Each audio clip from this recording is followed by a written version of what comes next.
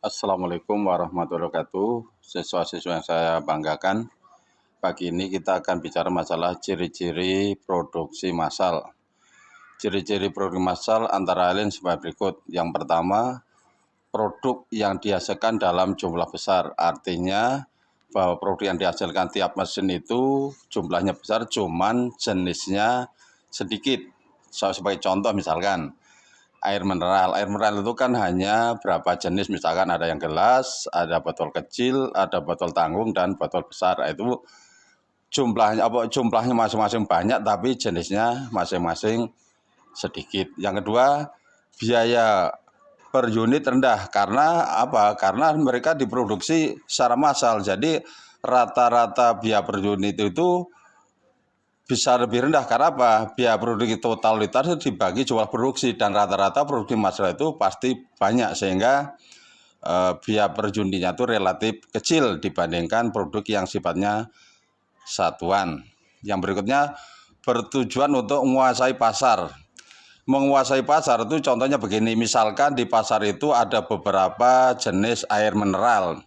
Misal katakanlah ada 4 jenis, misalkan ada Fit, ada Aqua, ada Ades, dan sebagainya.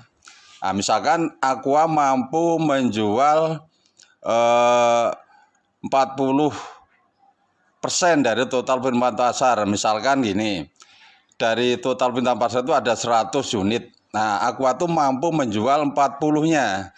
Nah, jadi Aqua itu adalah mampu menguasai pasar 40% dari total permintaan pasar itu.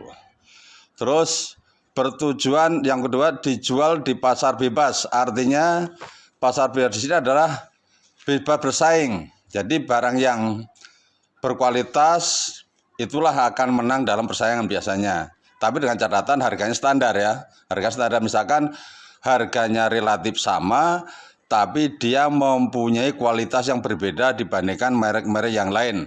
Otomatis mereka lah yang akan bersaing, yang akan bisa menguasai pasar. Maka dalam hal ini namanya pasar bebas itu siapa saja boleh bersaing di dalam pasar bebas itu. Terutama mereka yang mampu bersaing di sini adalah yang mengutamakan kualitas. Karena dalam transaksi jual beli itu harus menguntungkan kedua belah pihak.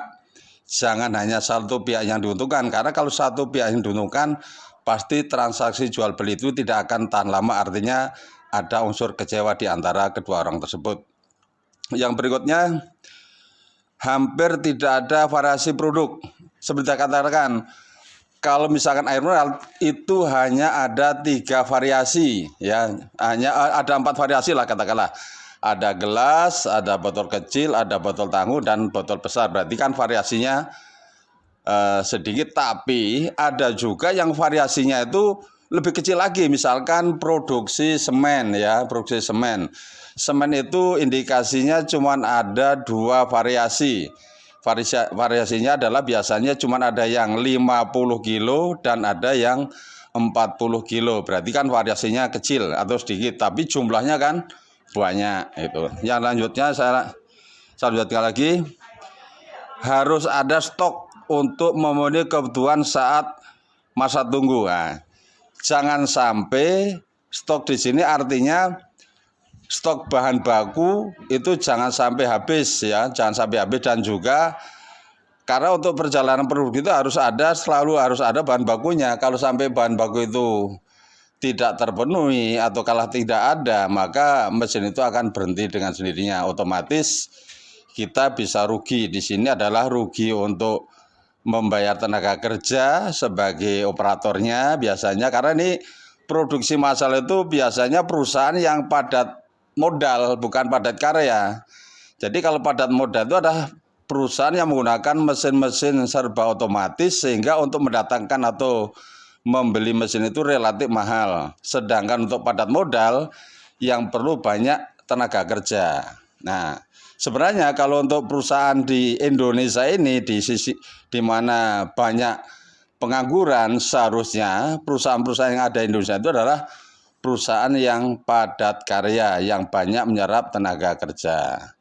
Kalau di dalam produksi, contoh ya produksi rokok misalkan, rokok itu ada dua, rokok yang dirinting dengan mesin dan dengan tangan manusia. Yang digiling dengan mesin itu yang filter, sedangkan yang kretek itu yang tanpa itu biasanya dilinting dengan manusia, sehingga biaya cukainya aja yang dilinting dengan manusia itu biasanya lebih kecil dibandingkan yang dilinting dengan mesin. Itu contoh-contoh daripada produksi massal yang beredar di masyarakat ya.